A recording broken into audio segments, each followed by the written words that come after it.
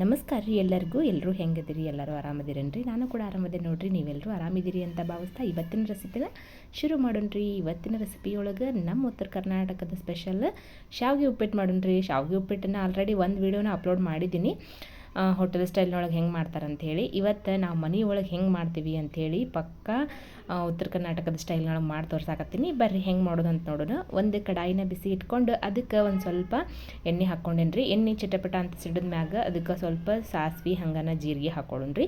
ಸಾಸ್ವೆ ಜೀರಿಗೆ ಎಲ್ಲ ಚೆಂದಂಗೆ ಸಿಡಿಬೇಕ್ರಿ. ಅದಾದಮೇಲೆ ಅದಕ್ಕೆ ಸಣ್ಣದಾಗಿ ಕಟ್ ಮಾಡಿರುವಂತಹ ಈರುಳ್ಳಿ ಹಾಕ್ಕೊಳಕತ್ತೀನಿ. ಅದಾದಮೇಲೆ ಹಸಿರು ಮೆಣಸಿನ್ಕಾಯಿ ಹಾಕ್ಕೊಳಕತ್ತೀನಿ. ಮತ್ತು ಅದಕ್ಕೆ ಒಂದು ಟೊಮ್ಯಾಟೋವನ್ನು ಹೆಚ್ಚಿ ಇಟ್ಕೊಂಡಿದ್ದೆ.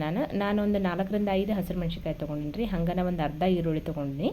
ನೀವು ಕ್ವಾಂಟಿಟಿ ಎಷ್ಟು ಮಾಡ್ತೀರಿ ನೋಡಿರಿ, ಅಷ್ಟರ ಮೇಲೆ ಡಿಪೆಂಡ್. ಈ ತರಕಾರಿ ಎಲ್ಲ ತೊಗೋರಿ. ಇದಕ್ಕೆ ಟೊಮ್ಯಾಟೋನ ಹಾಕ್ಕೊಂಡಿದ್ದೇನೆ ರೀ. ಒಂದು ಟೊಮ್ಯಾಟೋವನ್ನು ಹಾಕ್ಕೊಂಡು ಅದು ಸಾಫ್ಟ್ ಆಗೋವರೆಗೂ ಎಣ್ಣೆ ಒಳಗೆ ಫ್ರೈ ಮಾಡ್ಕೊಳ್ಳೋಣ್ರಿ. ನಾವು ಎಣ್ಣೆ ಒಳಗೆ ಸಾಫ್ಟ್ ಆಗಬೇಕದ ಅಲ್ಲಿವರೆಗೂ ನಾವು ಚೆಂದಂಗೆ ಮಿಕ್ಸ್ ಮಾಡ್ಕೊಳ್ಳೋಣ್ರಿ. ಎಣ್ಣೆ ಒಳಗೆ ಹುರ್ಕೊಳ್ಳೋಣ ಇದನ್ನು, ಅಂದರೆ ಫ್ರೈ ಮಾಡ್ಕೊಳ್ಳೋಣ.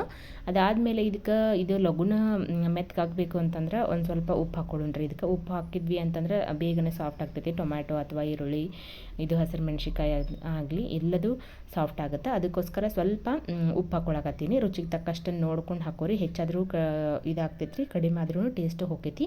ಸೊ ಹಂಗಂಥೇಳಿ ನಾನು ಉಪ್ಪನ್ನು ನೋಡ್ಕೊಂಡು ಹಾಕೋರಿ. ಅದಾದಮೇಲೆ ಸ್ವಲ್ಪ ಒಂದು ಅರ್ಧ ಚಮಚದಕ್ಕಿಂತ ಕಡಿಮೆನೇ ಅರಿಶಿನ ಹಾಕ್ಕೊಂಡು ಅದನ್ನು ಕೂಡ ಚೆನ್ನಾಗಿ ಮಿಕ್ಸ್ ಮಾಡಿಕೊಂಡು ಅದಾದಮೇಲೆ ಇದಕ್ಕೆ ನೀರು ಹಾಕ್ಕೊಳಕತ್ತೀನಿ ನೋಡಿರಿ. 1-2 ಗ್ಲಾಸ್ ಅಥವಾ 1.5 ಗ್ಲಾಸ್ ಆಗುವಷ್ಟು ನೀರನ್ನು ಯೂಸ್ ಮಾಡ್ಕೊರಿ. ಶಾವಿಗೆ ನೋಡಿರಿ, ಶಾವಿಗೆ ಮೇಲೆ ಡಿಪೆಂಡ್ ಇರುತ್ತೆ. ಒಂದೊಂದು ಶಾವಿಗೆ ಬೇಗನೆ ಕುದಿತೈತಿ, ಒಂದೊಂದು ಶಾವಿಗೆ ಕುದಿಯೋದಿಲ್ಲ. ಸೊ ಅದಕ್ಕಂತ ಹೇಳಿ ನಾನು ಸ್ವಲ್ಪ ನೀರನ್ನು ಜಾಸ್ತಿ ಹಾಕ್ಕೊಂಡಿನಿ. ನೀವು ನೋಡಿಕೊಂಡು ಹಾಕೋರಿ. ನಾನು ಒಂದು ಸಣ್ಣ ಬೌಲ್ ಆಗುವಷ್ಟು ನಾನು ಶಾವಿಗೆ ತೊಗೊಂಡಿದ್ದೀನಿ. ಇವಾಗ ಇದನ್ನು ಮುಚ್ಚಿ ಇಡೋಣಂತ್ರಿ. ನೀರು ಹೋದಾಡಬೇಕ್ರಿ ನೋಡಿರಿ. ಈ ಥರ ಹೋದಾಡಿದಾದ್ಮೇಲೆ ನಾವು ಶಾವಿಗೆನ ಇದಕ್ಕೆ ಹಾಕಬೇಕ್ರಿ.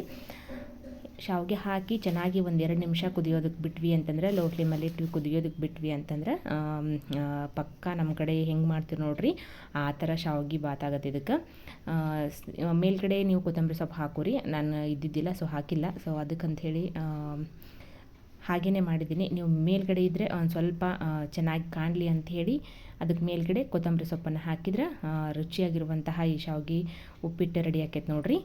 ಈ ರೀತಿಯಾಗಿ ಮಿಕ್ಸ್ ಮಾಡಿಕೊಂಡು 1-2 ನಿಮಿಷ ನಾವು ಲೋ ಫ್ಲೇಮಲ್ಲಿ ಇಟ್ಕೊಂಡು ಬೇಯಿಸಿದ್ವಿ ಅಂತಂದ್ರೆ ಟೇಸ್ಟಿಯಾಗಿರುವಂತಹ ಈ ಒಂದು ಶಾವಿಗೆ ಉಪ್ಪಿಟ್ಟು ರೆಡಿ ಆಕೈತೆ ನೋಡಿರಿ.